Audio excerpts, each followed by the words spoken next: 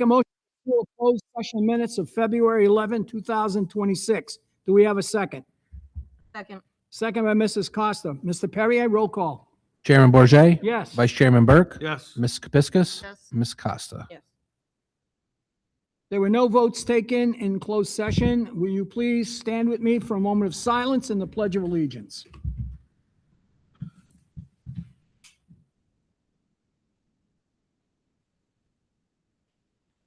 I pledge allegiance to the flag of the United States of America and to the republic for which it stands, one nation, under God, indivisible, with liberty and justice for all.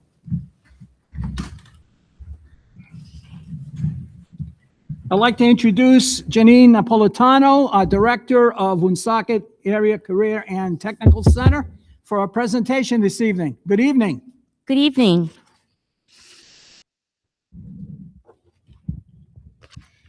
I am here tonight. I have the distinct pleasure, actually, to share with you that we have been approved for 4 new programs at the Career and Technical Center.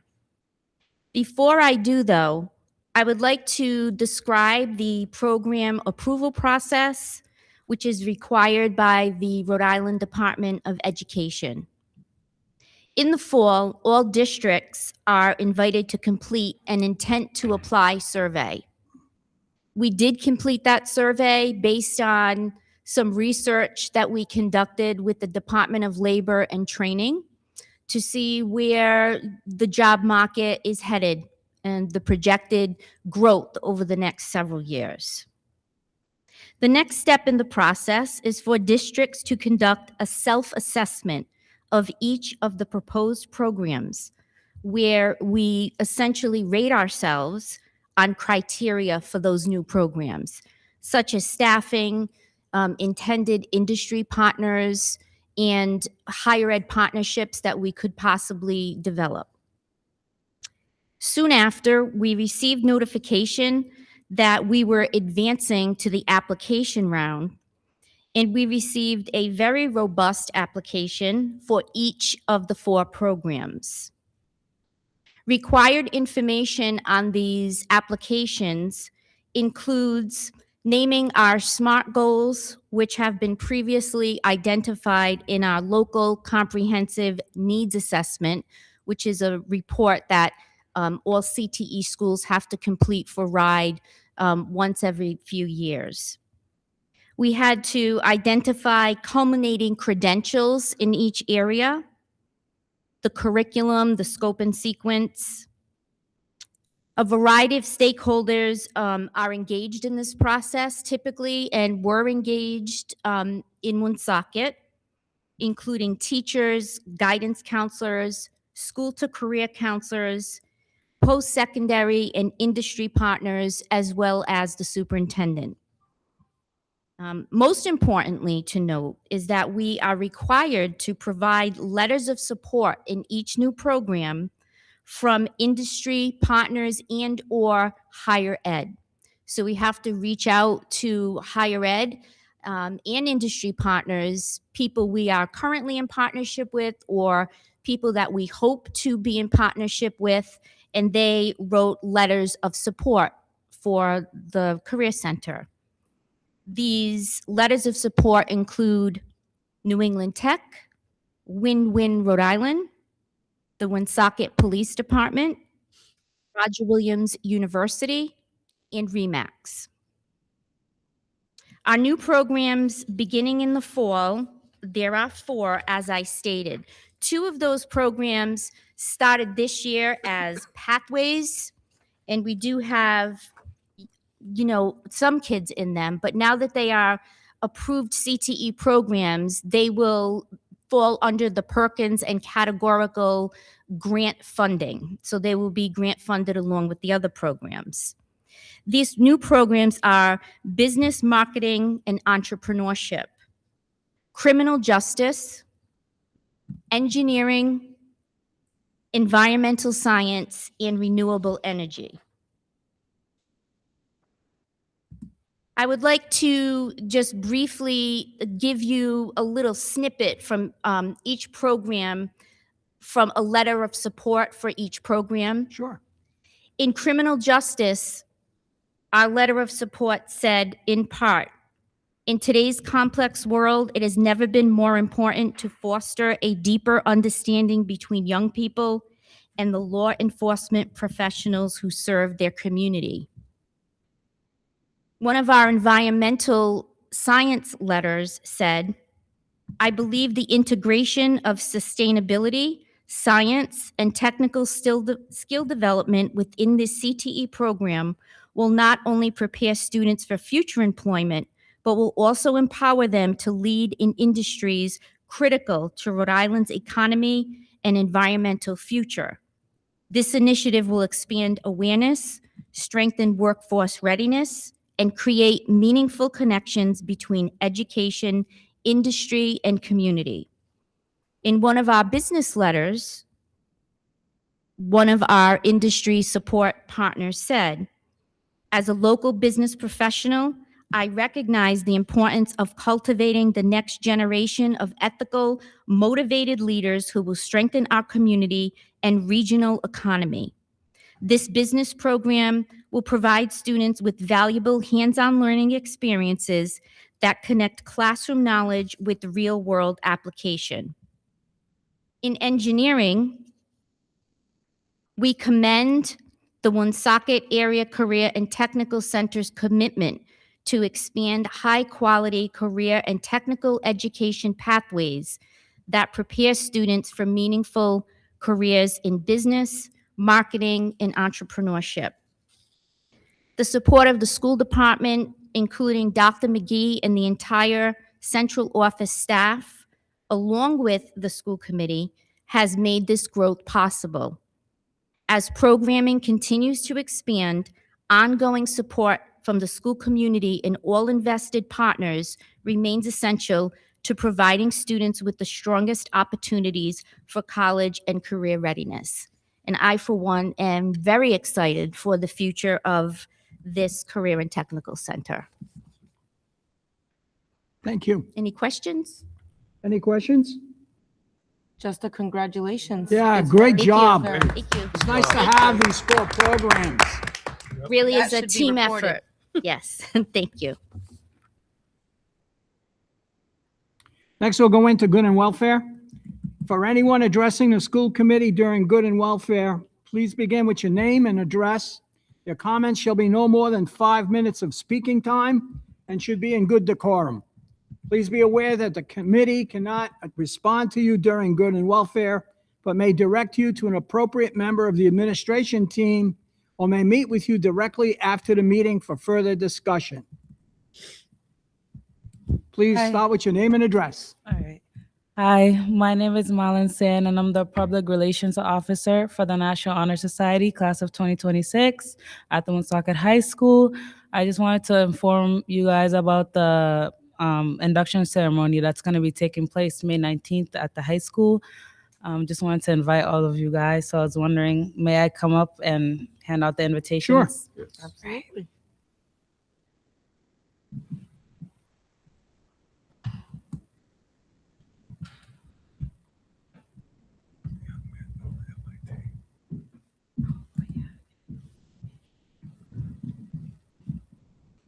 Thanks. Can't wait. Thank you. Secretary? Yep. All right. We'll give it to Dr. McGee. Thank you. So it'll be the May 19th, 6. 6 o'clock.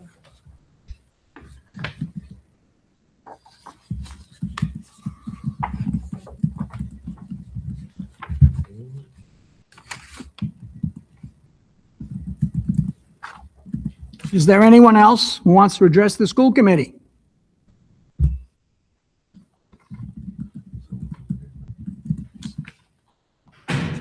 Seeing and hearing none, we will go into the approval of minutes. So I'll make a motion to approve the January 28, 2026 closed meeting minutes. Do we have a second? Second.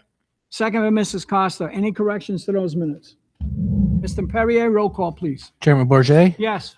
Vice Chairman Burke, Yes. Ms. Kepiscus, Yes. Ms. Costa. Yes. Next, I'll make a motion to approve the January 28, 2026 open meeting minutes. Do we have a second? Second? Second by Mrs. Costa. Any changes to those minutes? Mr. Perrier? Chairman Bourget, Yes. Vice Chairman Burke, Yes. Ms. Kepiscus, Yes. Ms. Costa. Yes. Next, we'll go into the consent agenda, and I'll make a motion to discuss and approve it. Do we have a second? Second? Second by Mrs. Costa. Does anyone have any items they want to discuss? The purchases? The purchases are in the agenda. That's where Yeah. you'll find them. I don't have that. Okay. Any questions? Nope. Mr. Perrier, roll call. Chairman Bourget, Yes. Vice Chairman Burke, Yes. Ms. Kepiscus, Yes. Ms. Costa. Yes. You girls have come in right on time, so we'll ask you to give us your student representative report.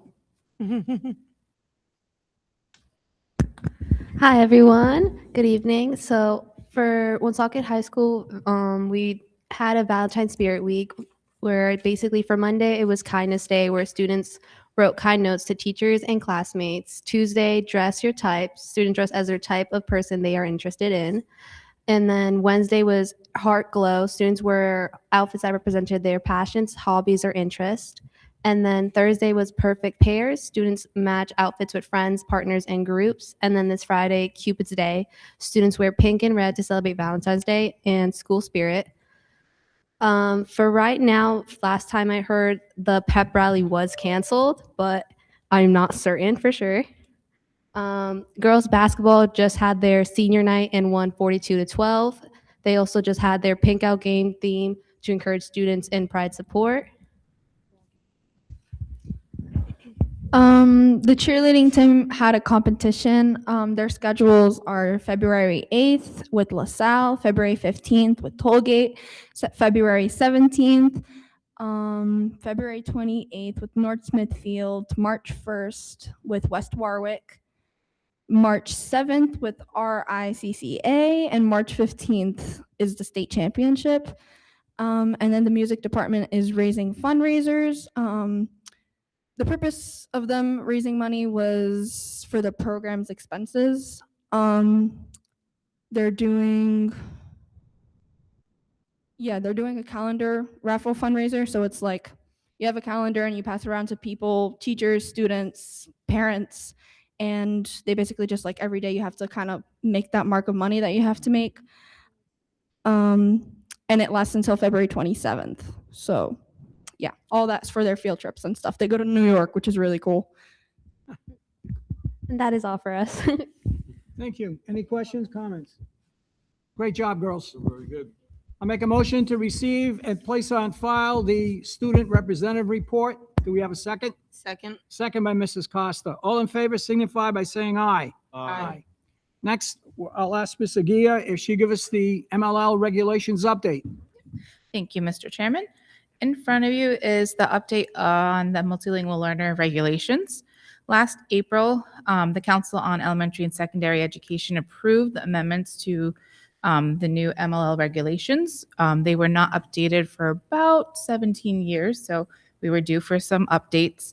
I want just to address 3 areas where we are going to be seeing some changes. Our program models, something called dedicated and integrated English language development, which I'll explain in a minute, and then the multilingual learner awareness and proficiency trainings for our educators. So the first piece is our program models. Currently, we have 3 options where we put our students. There's a K-5 option, which was our collaborative ESL and general education program. Middle school, 6 through 8 was sheltered content instruction, and then our high school, it was considered ESL courses. So our updates are now define the different types of programmings we have. So all of our K-12 students will be considered in the content-based instruction program. And then we also have the opportunity to do a newcomer content-based instruction program, and that's going to be for our students in right now middle school and high school. We're looking into ways to integrate this in the elementary school, but it's a little bit different because all of our newcomers are across the district in the different elementary schools. So we might have 2 in grade 2 in one school and like not another for like in fourth grade. So it's a little bit difficult to create a classroom per grade level there. So right now they're integrated. And then we are in process every year trying to open up our two-way dual language program. We have not been successful in finding a full-time teacher for this program that, Excuse me, would you speak into the mic? I'm yep, having sorry. Thank you. We have not been successful in finding a teacher for our two-way dual language program yet, but we can still try. The teacher has to be certified in dual language Spanish and in elementary ed. This year it's a little bit different because RIDE updated the certification for kindergarten, so they can have the elementary cert is a little different. So we might be able to find one soon. So the different types of program models are content-based instruction. It's a K-12 model. It serves all multilingual learners at various stages of their English language development. The students might not have a common home language, so that we might have students that speak Arabic, Spanish, Portuguese, all mixed in the classroom. The goal is to attain proficiency and literacy in English as well as content achievement. The instruction is given in English with home or native language supports, and it incorporates a dedicated and integrated English language development. And it is grade level classes with multilingual learners and non-multilingual learners in the classroom. The content-based instruction for newcomers, it is our secondary levels only. In this class, it's recent arrivals to the country, so typically not more than 3 years in the country will be in this classroom. It's the early stages of their English language development. It's delivered with English and home and native language supports. It's delivered with really intensive embedded MLL strategies and scaffolding.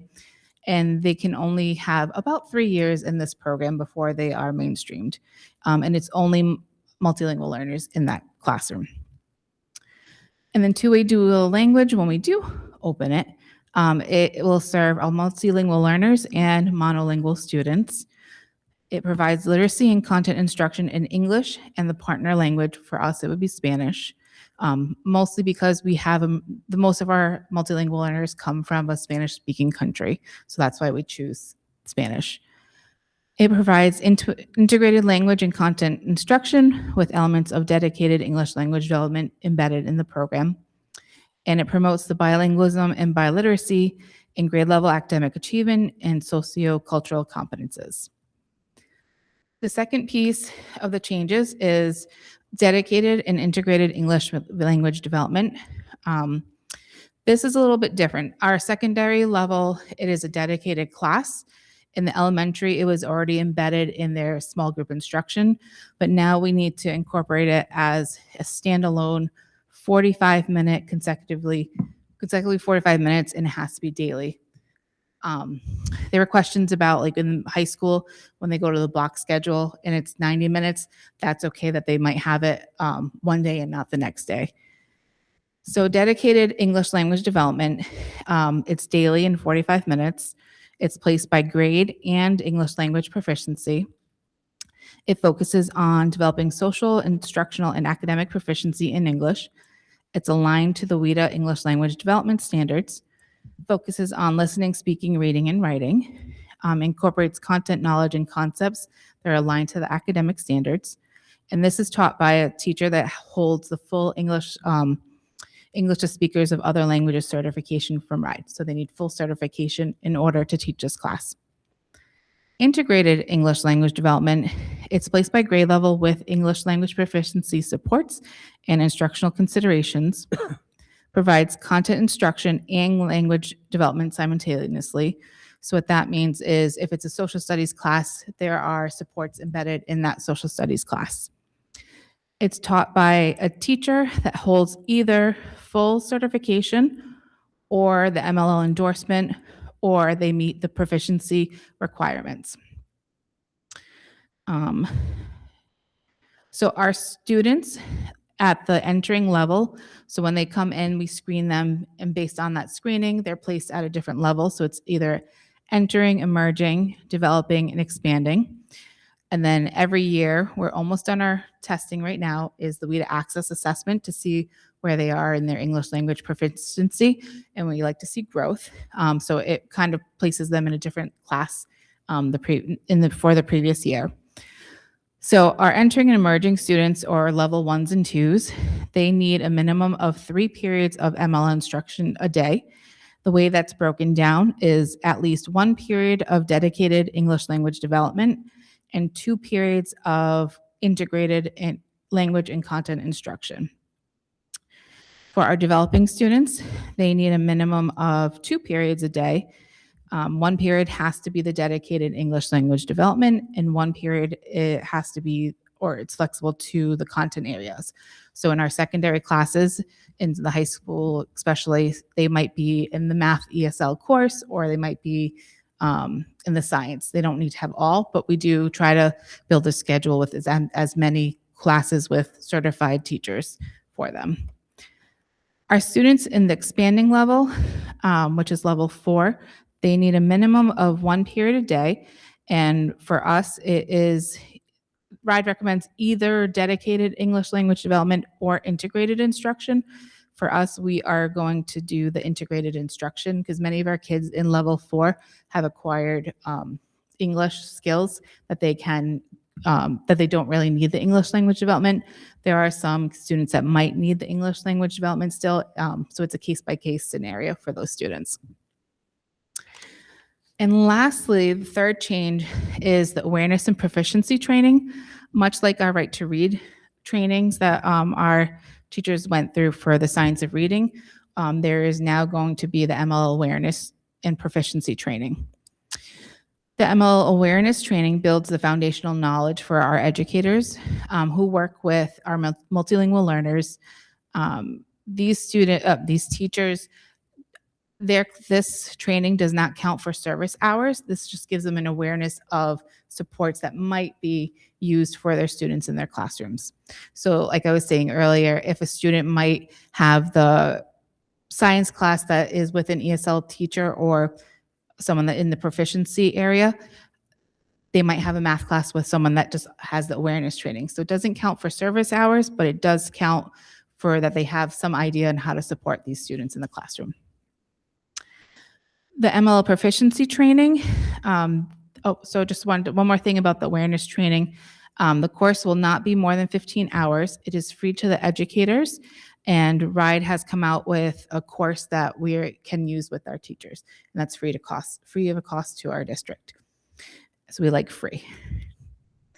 Our ML proficiency training, that one, the teachers need a specialized expertise in order to support our multilingual learners.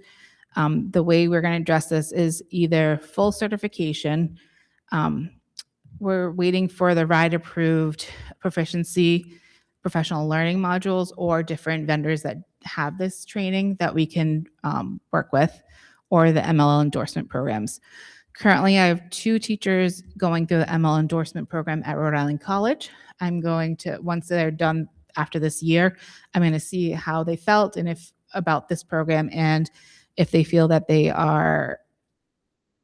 have enough that they learned to be able to support the multilingual learners in their classroom.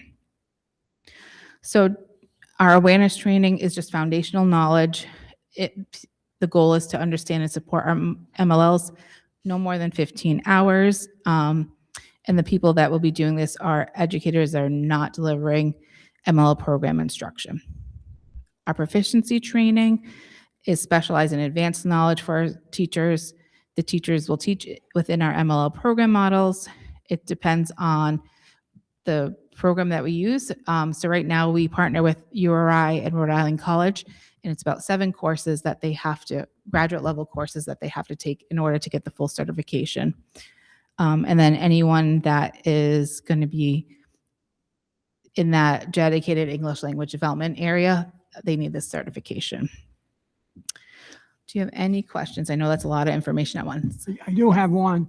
How does this program and these changes affect our special ed students?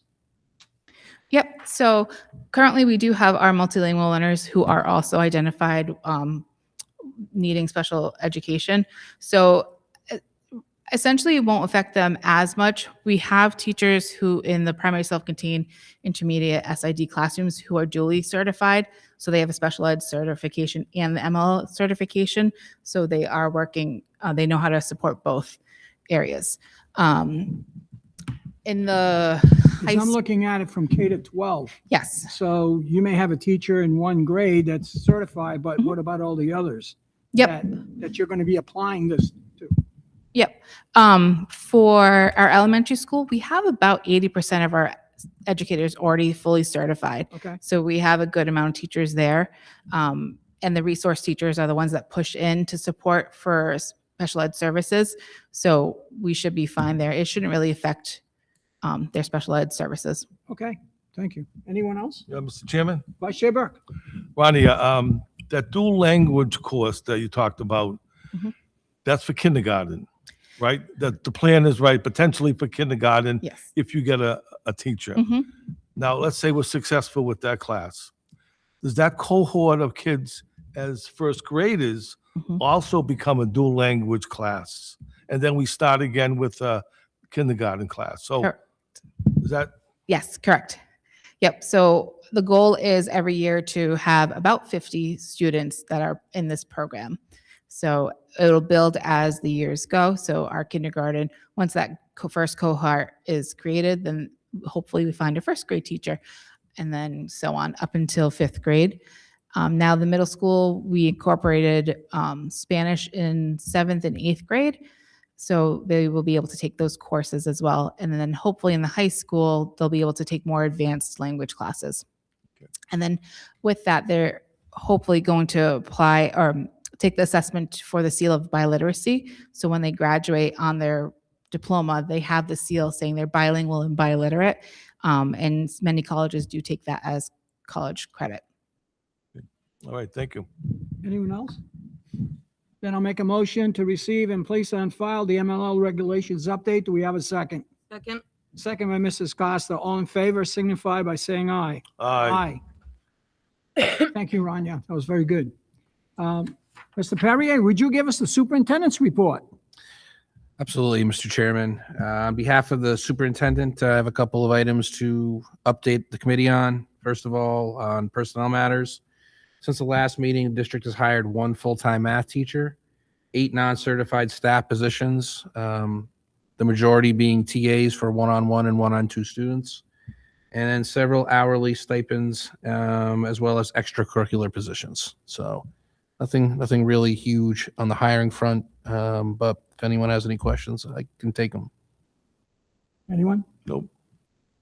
And then on to the climate and security update. Unfortunately, I was unable to attend this meeting, but there are a couple of items that I would want to communicate out.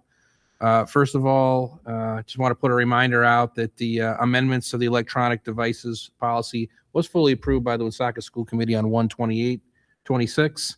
And additionally, just as a reminder, the implementation of yonder pouches will go into effect the week after February recess. So we just we're still on track for doing that after we come back from February recess, and then we'll see how it goes from there. Thank you, Mr. Perry. Any questions? No questions. Nope. Then I make a motion to receive and place on file the superintendent's report. Do we have a second? Second. Second by Mrs. Costa. All in favor signify by saying aye. Aye. Mrs. Kepiscus, would you give us a CLAC report? Thanks. Thought it was open. Thank you, Mr. Chair. CLAC met on February 7th, 2026 at 6 p.m. The meeting was virtual. Under old business, we briefly mentioned that there are busing issues that continue across the district, the perpetual problem. Ms. Morrell advised that there were still no updates with regard to the new graduation requirements, but she was hopeful about an upcoming meeting for OSCAS at RIDE, and hope they were saying there would be additional guidance coming from that. She's indicated to me that didn't really happen. The meeting happened, the guidance didn't.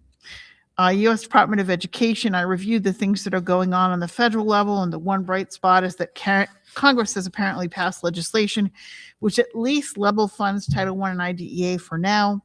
An increase would have been great, but at least there's funding. Concerns continue to exist around whether or not there are appropriate staff federally to review grant applications. and whether civil rights staff for enforcement purposes should be returned to prior level as ordered by the federal courts across the country. And I'm heard most recently there was a report in the news that they're going to be pecking away at IDEA. People who don't know anything about IDEA and special education are going to be pecking away at it. No question, has to be the detriment of students. New business, district special education advisory meetings. We had one scheduled in February, but due to the snowstorm, it was rescheduled. The first one will be on March 4th, 2026. The second meeting scheduled for March 27th, 2026. They're both after school.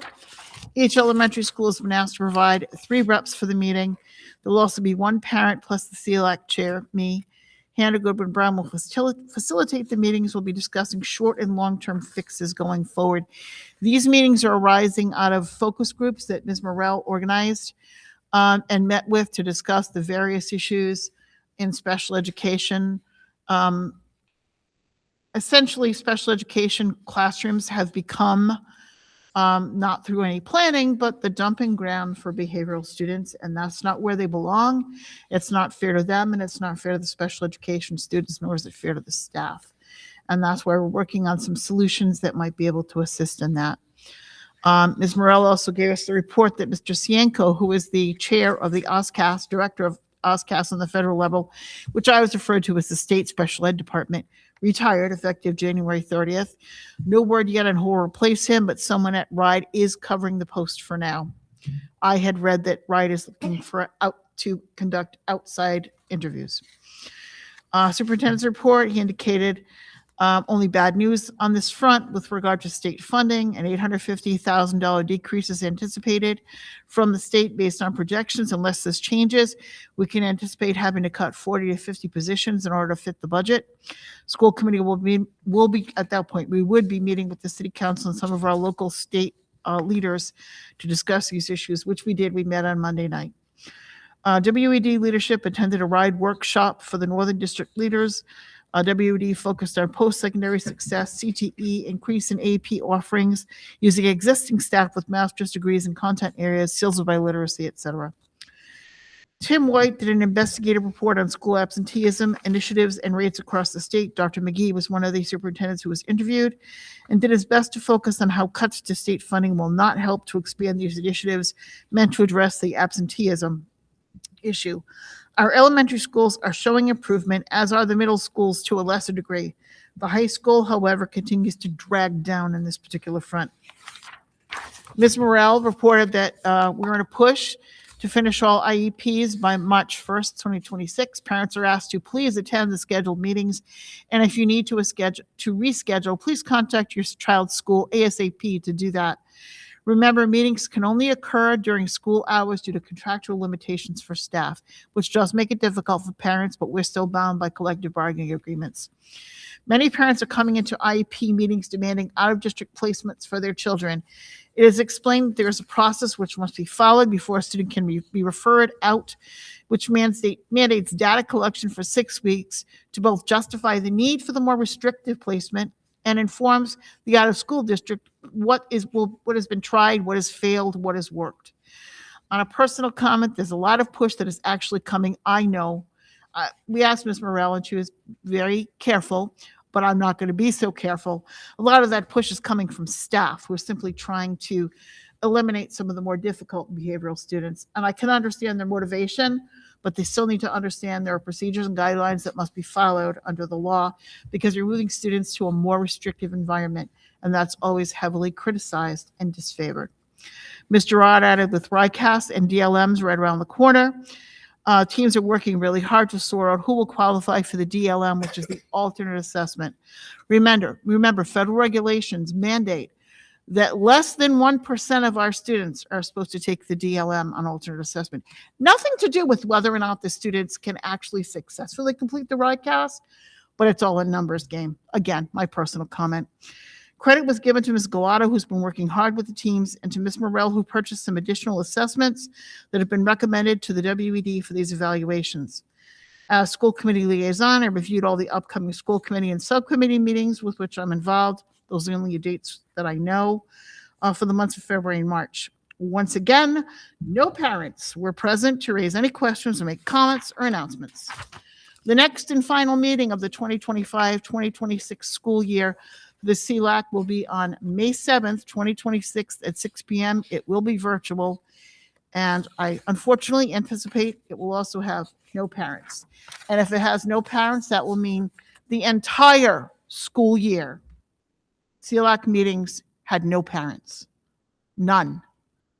CLAC is for parent involvement. It's to educate yourself, teach you how to advocate for your children with special needs. I'm sorry, we have 27% of our students in this district in special education, and I do not understand why a parent is not there trying to figure out whether or not their child's getting what they need. If they're not, how they can advocate for their child to get what they need. 27% of our students, not one parent for an entire school year. I'm very disappointed. I've been chair for 20 years. This has never happened before. Thank you, Mr. Chair. Thank you, Mrs. Kepiscus. A question for Ms. Morel.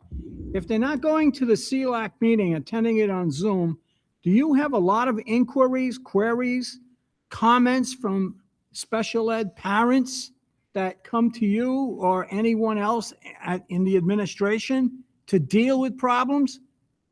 I mean, if we have no one attending CLAC for an entire year, where are they going? Yes and no.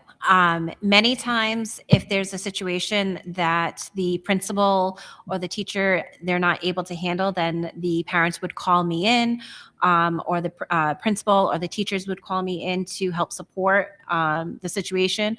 I do have some parents that call my office regularly, or they'll email me for support and help, but not that often. So it's a small percentage. Very small. And is it usually the same ones that call you?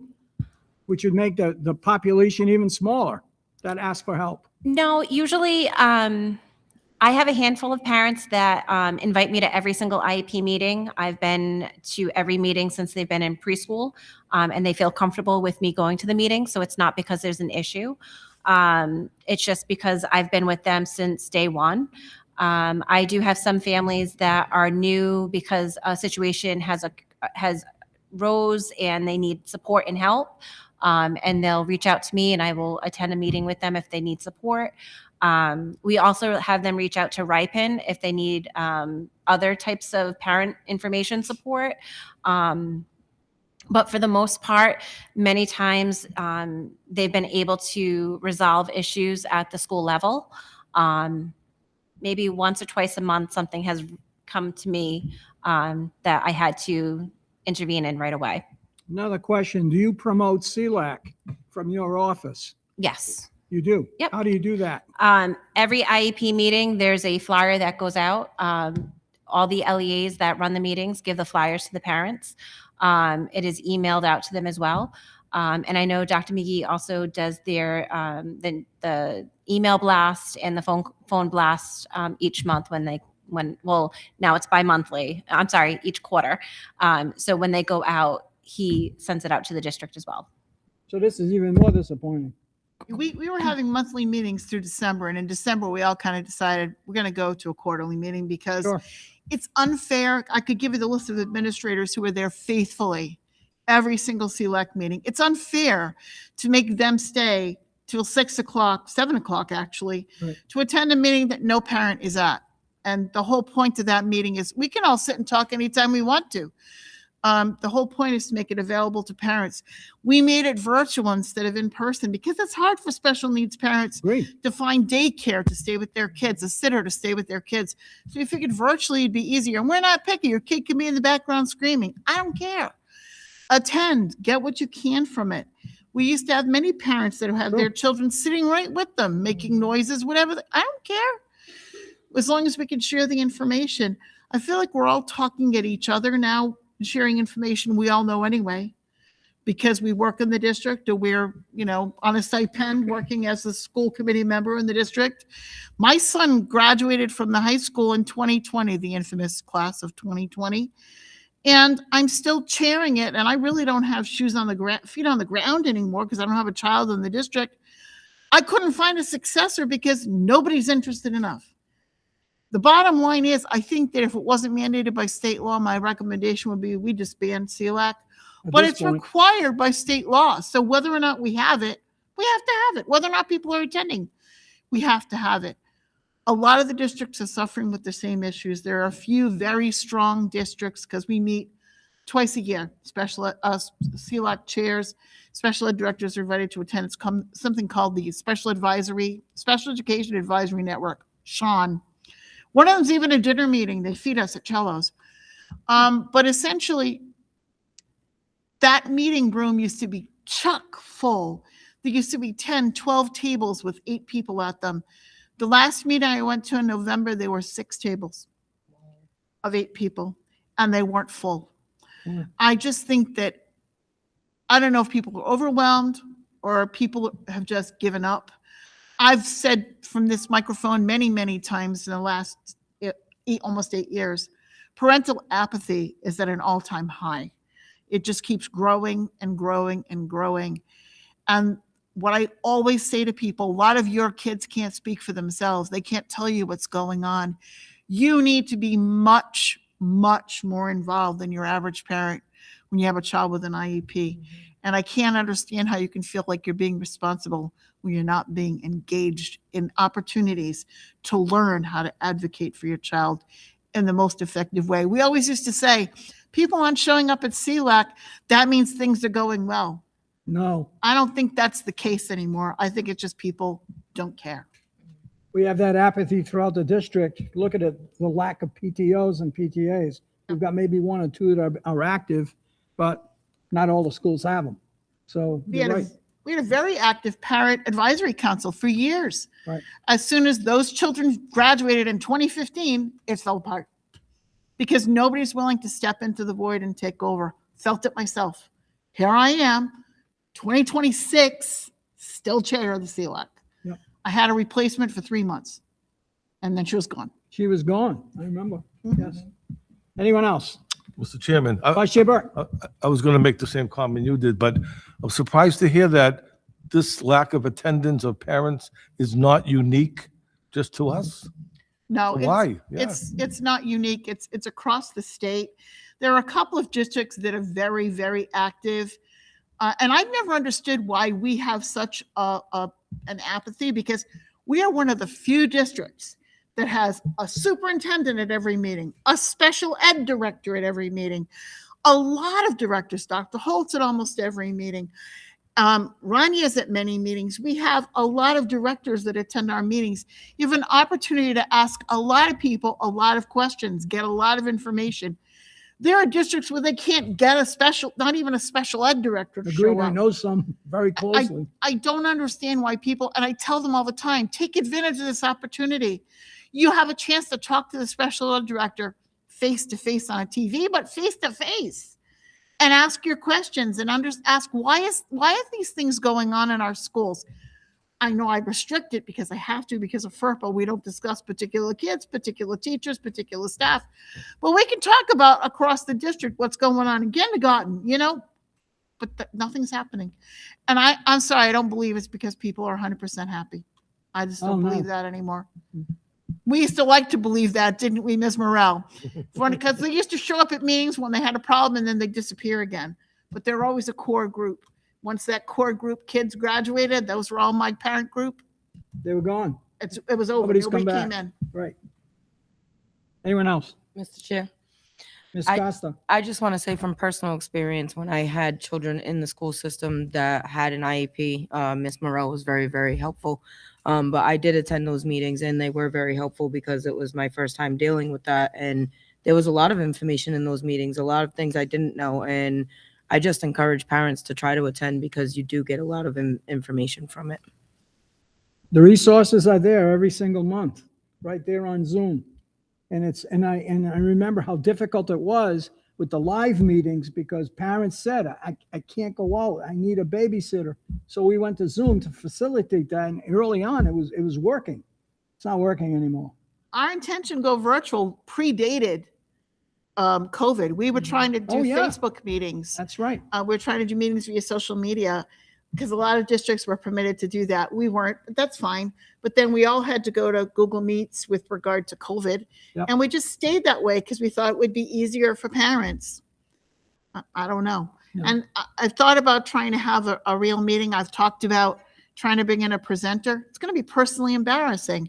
If I invite someone to come from Ripon to present on basics of IEPs and there's no parents, I won't do it. I just won't do it.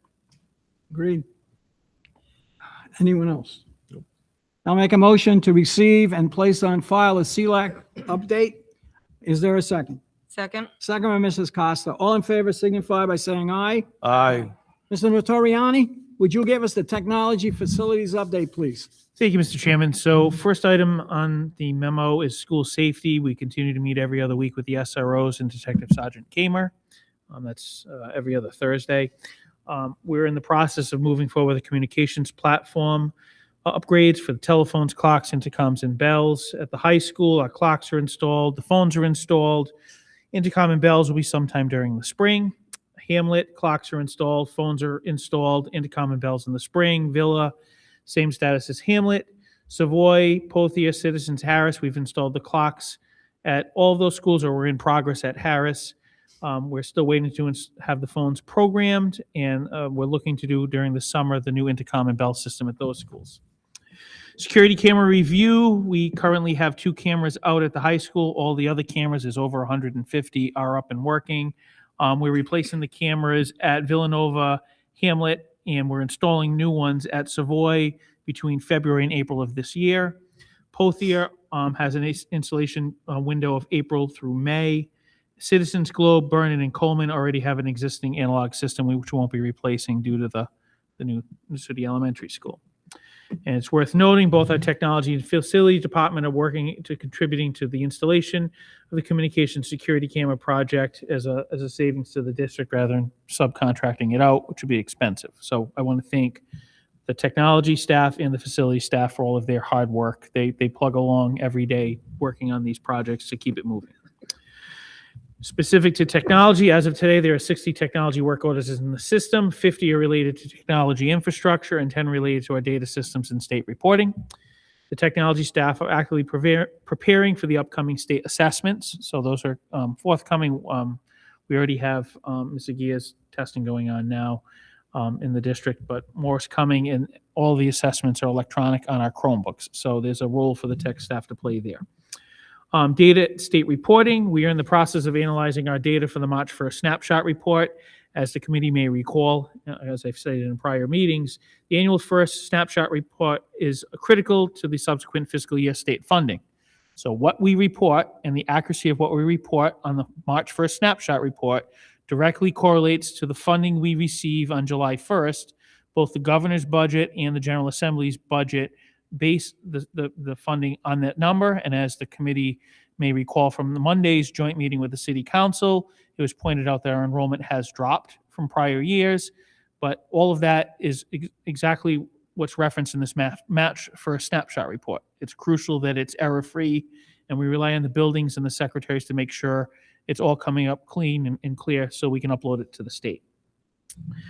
As you may recall, at our last meeting, we discovered that there was a discrepancy with the numbers being projected out under the special ed report, which was not the fault of special ed because my department provides the numbers. So just as a quick overview, in the district, we have multiple ways of reporting the data. But for example, for those students that are housed in our buildings, at our high school, our 2 middle schools, our elementary schools, we have 5,029 students in the district physically in our buildings. Of those 5,029, just to correct the error that we created last meeting, 1,402 of them have an IEP, which results in a percentage of 27.88%. In addition to that, we have what's called educational programs, out-of-district students, meaning they're sent to a facility to provide specialized services. We have 120 students sent out. Of the 120, 114 have an IEP, which represents 95% of the students placed out of district have an IEP, and the remainder are general education. TransPro, which is housed at our high school, but is not a high school program. That's a misnomer because of their physical location. But the TransPro program, there are 24 students enrolled, of which 100%, 24 students have an IEP. And then we have 35 students pursuing their GED in programs across the state. So there are 35, of which 13 have an IEP, representing 37% of our GED students having an IEP. Furthermore, which is not attributed in the RIDE state reporting, the snapshot reports, and it does not impact state funding, but I think it's worth noting, and this is for all districts, not specific to Woonsocket, we have 146 students that have service plans or receiving special education services that attend Head Start, or they might be at one of the parochial schools that we're still responsible for providing services to. So there's 146 of them listed in our system, and 146 being a total percentage of 100% having an IEP.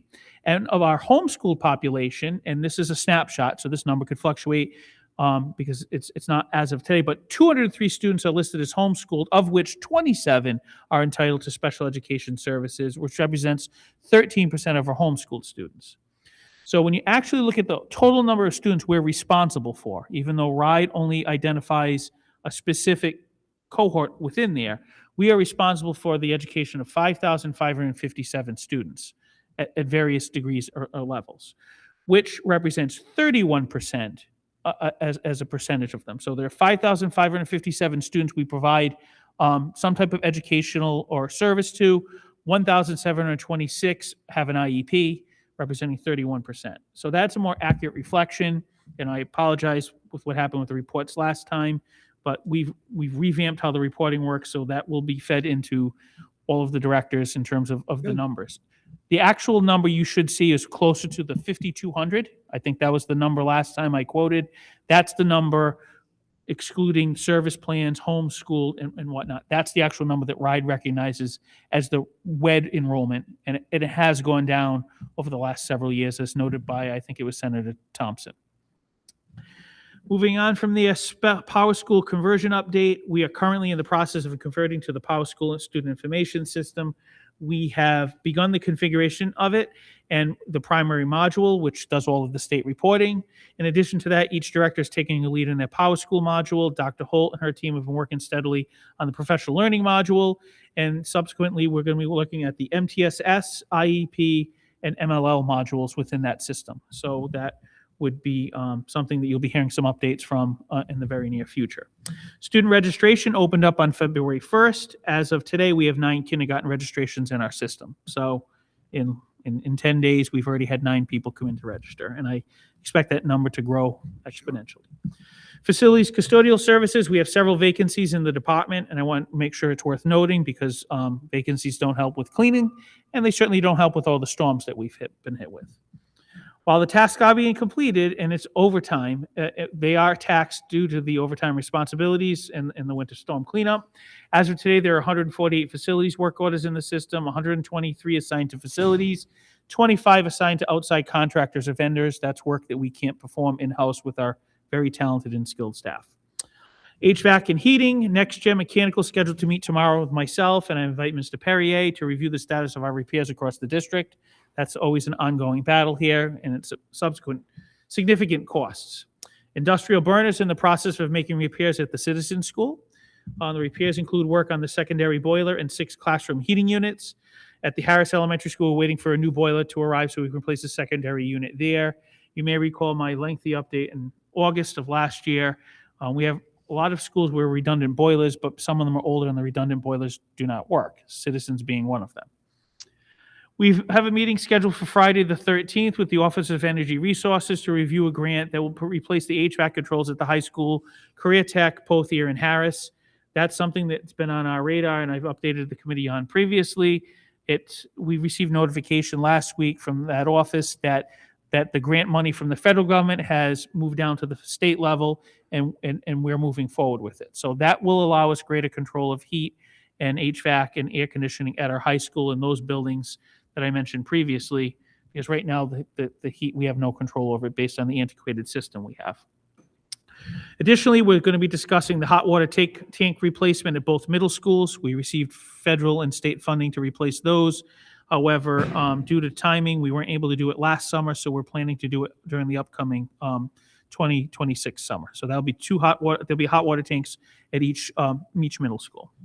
Our lighting systems parts have been on order, and we're looking to have the vendor coming back sometime in March to finish the lighting repair. As a reminder, they need to go to each classroom in this building, so it's going to be a lengthy process. And lastly, transportation. We continue to meet with Durham School Services. We meet with them weekly at this time. They have a full complement of drivers, but they still face challenges. Most recently, unrelated to any of the previously identified challenges, they missed a couple of pickups in relation to the athletics, and that will be mentioned at our meeting on Thursday. Nothing as severe as driving a bus up to an event and not having any student athletes on it.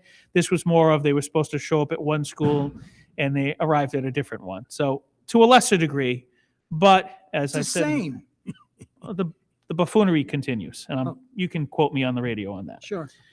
We have begun the initial steps for phase 2 of the TransPar study as it relates to transportation recommendations. There will be a meeting, I believe, in March. I'll be sharing the date. There is a stakeholder committee that's been established.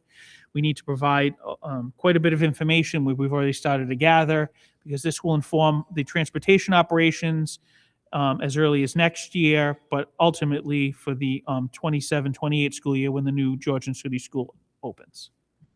And if I may say, Mrs. Kapisis, not related to any of this, I enjoy the CLAC meetings. It's very good conversation, and it's very informative.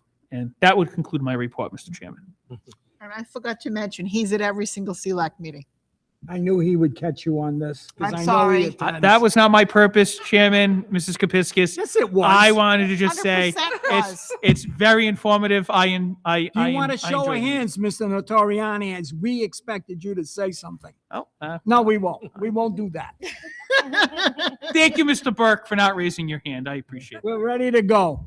Mr. Notariani, this grant we're getting for HVAC, is this going to take care of all our costs, or is there a limited amount of funds? What's happening with that specifically? Based on what I read in the email, this should cover the entire cost for all of the controls. Wow. Additionally, we also have a second opportunity, which I've also mentioned, and they both seem to be coming to fruition at the same time. And Mr. Perry and I have spoken on this. We also have, so you have this program through the Office of Energy Resources. Right. But we also, if you recall, redid our controls at these two buildings. And the controls work, it's the units that are old here. But Rhode Island Energy, the company, paid for, out of their efficiency grant, all the controls here. They also indicated that they would help us at the high school. So I think even if one grant doesn't cover all of it, and I'm under the impression either one will cover 100%, I highly doubt we're going to have to put any money into the controls. Our focus is going to need to be on the units on the roof. Controls are what's in the building. You control the temperature and the space. Sure. The units on the roof, that's something different. We're going to have a need there. And obviously we have some financial woes, so I'm not sure how we're going to balance that out. I don't know how that's going to happen this year or next year. I don't know. That's why I asked you about the grants. 100%, Chairman, both opportunities, as far as we know. We'll know more on Friday. Okay. Any other questions? I'll make a motion to receive and place on file the technology facilities update. Do we have a second? Second. Second by Mrs. Costa. All in favor signify by saying aye. Aye. The first item of new business is a vote on the superintendent's recommendation not to renew the employment of 11 teachers as identified and discussed in closed session this evening. So I'll ask Mr. Perrier for a roll call vote. Chairman Bourget, Yes. Vice Chairman Burke, Yes. Ms. Kapiskis, Yes. and Ms. Costa. Yes. Next on our agenda is I'll make a motion to discuss and approve to send a letter to the Woonsocket City Council requesting water easement for the new George T. Nasuti Elementary School. Do we have a second? Second. Second by Mrs. Costa. Should I ask you to just give us an overview of that, of the requirement that we've got to send that letter to the city council, which is prepared and ready to go? Our water department has taken a look. My understanding is the water department has taken a look at the new school location. There are some improvements we need to do for water services. And to the best of my knowledge, in order to do that, we need an easement granted to us with the church property that abuts the school. Furthermore, it's my understanding that the RIDE money will not pay for the legal work to have the easement developed. So what we're looking to do is ask if the city, because it is city property, And in our discussions at the building committee level, if the solicitor's office would draft the easement rather than it come out of the local funds, if that's correct, Mr. Perrier. So that's what we're looking to do. So the building committee is respectfully asking the school committee to respectfully ask the city council if they could ask the solicitor to do this for us. Okay. Now, do we still have to get permission from Holy Trinity? Has that been done?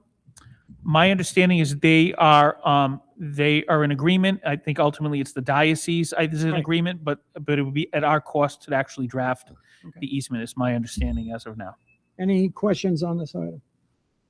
Mr. Perrier, roll call. Chairman Bourget, Yes. Vice Chairman Burke, Yes. Ms. Kepiscus, Yes. and Ms. Costa. Yes. Next, I'll make a motion to, I'm asking for a motion to authorize the chairman of the school committee to sign that letter. Do we have a second? Second. Second, Mrs. Costa. Any discussion on that? Mr. Perrier? Chairman Bourget, Yes. Vice Chairman Burke, Yes. Ms. Kepiscus, Yes. Ms. Costa. Yes. And we'll sign that after the meeting. Next item is a discussion. I'll make a motion to discuss and approve the medical pooling fund transfer request. Do we have a second? Second. Second by Mrs. Costa. This is an item we talked about at the last meeting to transfer out of our reserves $1,970,000 to our operating fund. And that could change as the year goes on. So I'll turn it over to you, Mr. Perrier. I think you summarized it perfectly, Mr. Chairman. Just the one note, based on what we're going to need when we get to the end of the year, whatever we have in surplus will be returned to the medical pooling account when we close out this fiscal year. Any questions on that? Mr. Perrier? Chairman Bourget, Yes. Vice Chairman Burke, Yes. Ms. Kepiscus, Yes. Ms. Costa. Yes. Last item on our agenda is I'll make a motion to discuss and approve the School Building Authority Capital Fund Memorandum of Agreement. Do we have a second? Second. Second by Mrs. Costa. Mr. Perrier, we want to just talk about this a bit. Yep, this is a memorandum of agreement from the SBA regarding some capital fund expenditures. I know we've had some problems. Well, I wouldn't want to say have some problems. We made a discovery that we had failed to budget properly for our low voltage wiring at the new middle school or new elementary school that we're building. This is going to actually help out with that. We're right now looking at taking a little over $1.8 million and putting this into the construction of the new school to help out offset that low voltage wiring cost. And then we have a couple of other small projects that we're doing at the athletic complex in regards to the locker room and training equipment. If we get all this work done by August 31st of 2027, it will be 100% reimbursed by the state. So that's what the goal is, to get that done and not have to pay a penny for any of that. Sounds good. And all the members of the school committee need to sign this letter. That's correct. I believe the superintendent needs to sign it as well, Well. but we can run that down. Any questions? Mr. Perrier? Chairman Bourget, Yes. Vice Chairman Burke, Yes. Ms. Kepiscus, Yes. Ms. Costa. Yes. Next, I'll make a motion to adjourn the meeting at 8:03 PM. Do we have a second? Second. Second by Mrs. Costa. All in favor signify by saying aye. We Aye. are adjourned.